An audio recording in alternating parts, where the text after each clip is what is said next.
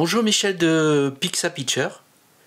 Quand la légende dépasserait la réalité, on publie la légende. Cette maxime s'applique parfaitement à la photo dont je vais vous raconter l'histoire aujourd'hui. A tout de suite.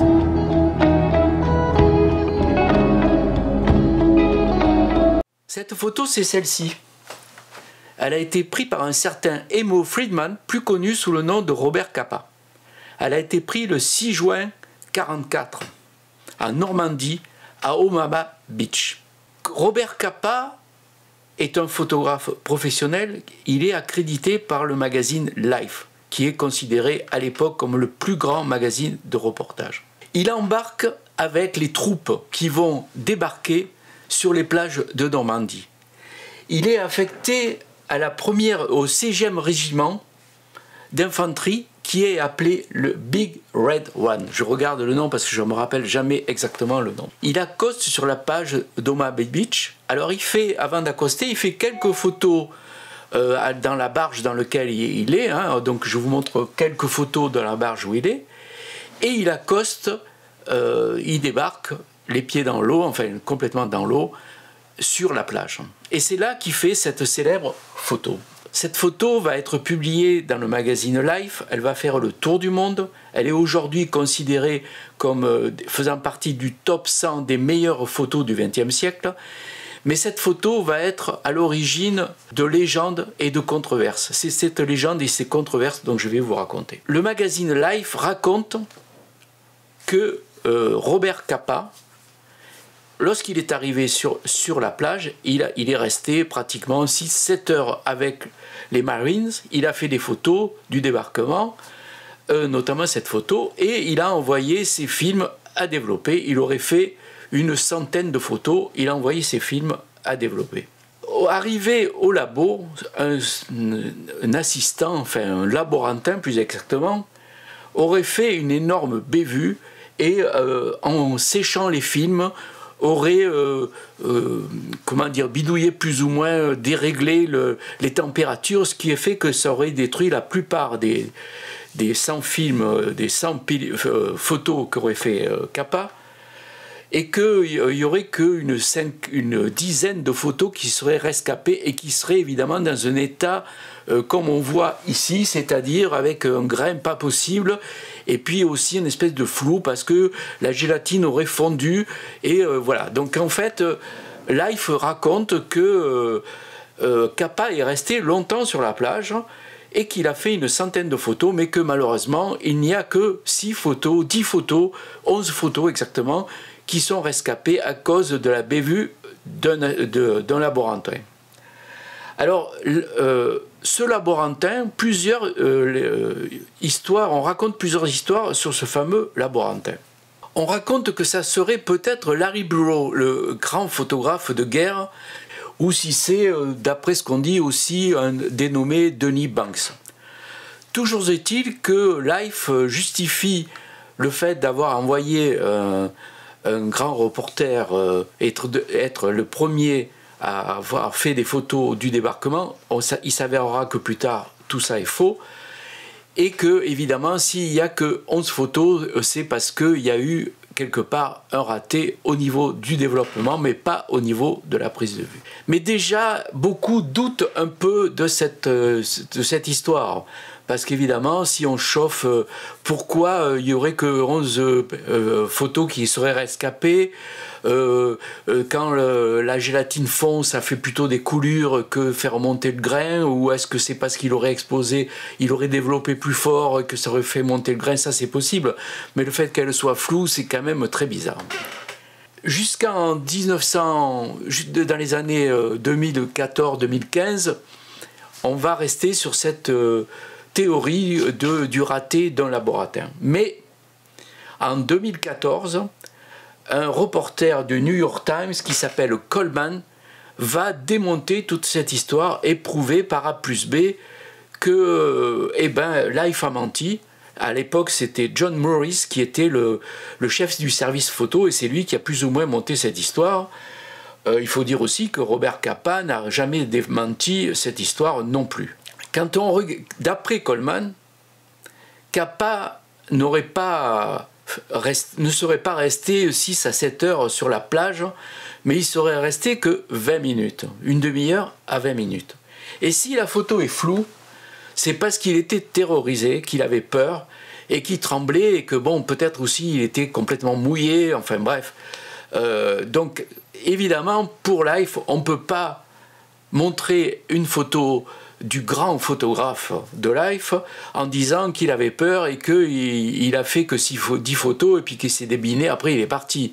Donc il fallait bien inventer quelque chose. Et évidemment, ça m'a fait un tollé parce que Robert Capa, celui qui a créé Magnum avec Cartier-Bresson, entre autres, est une légende. On ne touche pas à un idole, on ne touche pas à Robert Capa. Pourtant, petit à petit, déjà, il y avait eu Robert Capa a tout fait aussi pour que cette légende soit plus ou moins démentie, parce que lui-même a raconté que souvent, quand il racontait, il modifiait un peu la réalité pour que ce soit un peu plus sympa. Enfin bref, il a toujours été un peu bizarre. Il a même raconté à un moment donné qu'il avait fait le débarquement en ayant acheté un manteau chez Burberry, et qu'il avait fait son manteau, il avait perdu dans l'eau, et qu'on aille faire des photos de reportage dans une barge au moment du débarquement avec un manteau de Burberry, ça semble aussi bizarre. Tout ça va de se mélanger parce que le gars qui est en photo aussi, alors il y a plusieurs personnes qui vont dire c'est moi qui est sur la photo. Alors il y en a un qui a l'air d'être plus, comment dire, plus vrai dans l'histoire que possible. Il va raconter qu'il était en train de se noyer. Alors en plus c'était marrant parce que, enfin marrant si on peut dire, c'est que ce soldat dans la marine était instructeur pour apprendre aux marines à nager. Donc là il est en train de se noyer parce qu'il a été plus ou moins blessé, il a reçu des balles dans le dos. Et là, il dit qu'arrivé sur la plage, il essaie de s'en sortir, il voit un type avec un appareil photo qui essaie de le sortir de l'eau, qui va l'aider à sortir de l'eau. Donc alors, est-ce que là c'est Capa? Est-ce que c'est lui vraiment sur la photo? Parce qu'il y a un autre personnage qui va dire que c'est lui. Enfin, tout ça, sur cette photo, plane un doute et beaucoup d'interrogations. En réalité, c'est sûr que le Laboratin n'a pas raté le développement et que sans doute Capa ne s'est pas resté longtemps et que cette photo elle est floue parce que c'est un flou de bouger. Bon, ce qui n'empêche que c'est une photo quand même assez extraordinaire qui va faire le tour du monde et qui va être un peu l'image de ce jour terrible sur la plage qu'on a appelé l'endroit où ils sont débarqués a été appelé dans les mâchoires de la mort dans cette plage d'Omaha Beach en Normandie. Un autre mensonge, c'est que Maurice a toujours dit que en fait Capa était le premier sur le coup et que les seules photos qu'il y a eu du débarquement c'était un peu c'était que lui qui les avait faites, ce qui est faux parce qu'il y a un autre photographe je vous montre des photos d'ailleurs en ce moment à Polka.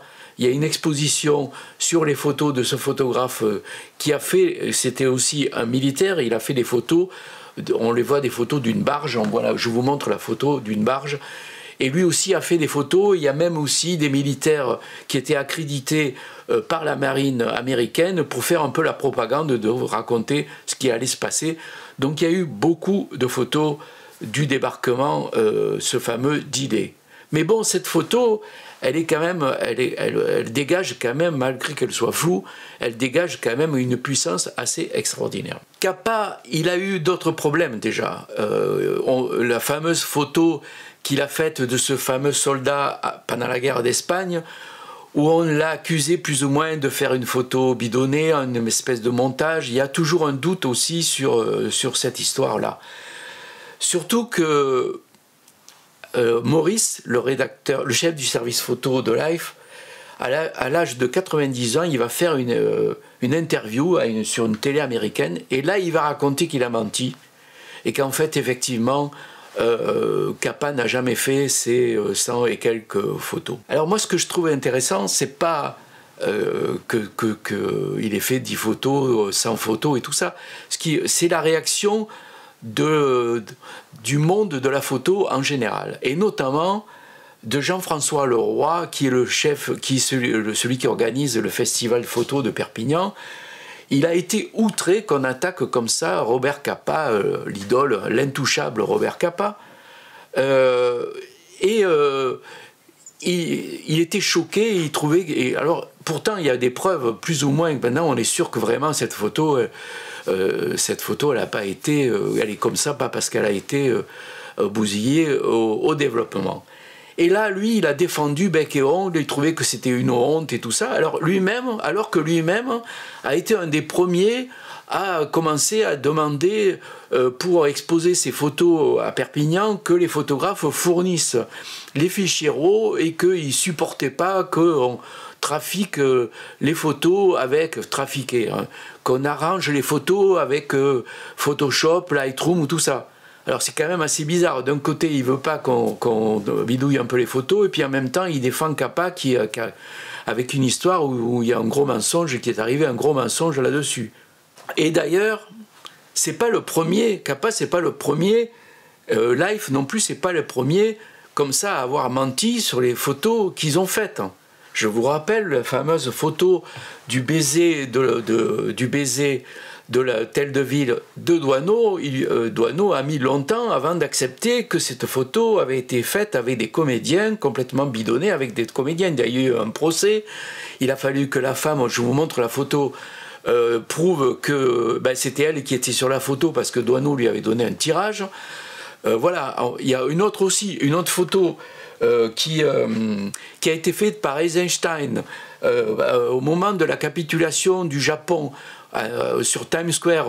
Il y a cette fameuse photo célèbre qui fait aussi partie des tops des photos du XXe siècle, où on voit un marine qui se précipite et qui enlace une infirmière, embrassant plus ou moins de force une infirmière. Alors il y a plusieurs versions qui circulent là aussi. Soi-disant, ça serait Eisenstein qui aurait demandé à ce marine d'embrasser cette infirmière, alors que en réalité le marine, il était fiancé à la fille qu'on voit derrière. Je vous montre la photo, une autre photo où on voit une fille derrière. Je l'ai entourée avec un truc jaune là pour vous montrer. Ça, c'est la petite amie du marine. Alors, est-ce que c'est le marine qui spontanément est allé embrasser l'infirmière, ou est-ce que c'est Eisenstein qui a dit de le faire pour faire une photo un peu choc? Toujours est-il qu'on ne sait pas très bien. Donc, tout ça pour dire que, en fait, quand je vois aussi tous les gens qui sont en train de hurler de l'intelligence artificielle, qu'est-ce qu'on va faire, ça va être terrible et tout ça, on n'a pas entendu Photoshop ni l'intelligence artificielle pour bidonner les photos, les arranger, les modifier. Alors bon, évidemment, tout ça pour dire que c'est pas ça qui est important. L'important, c'est l'impact qu'a une photo.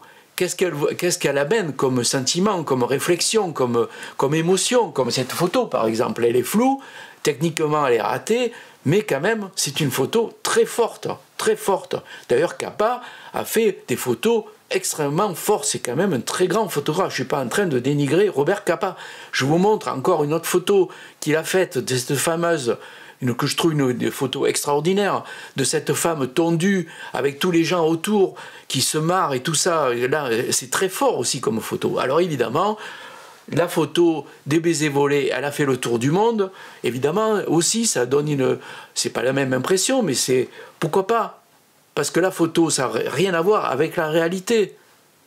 C'est pas la réalité, la photo. Ce qui est extraordinaire dans la photo, c'est que justement, c'est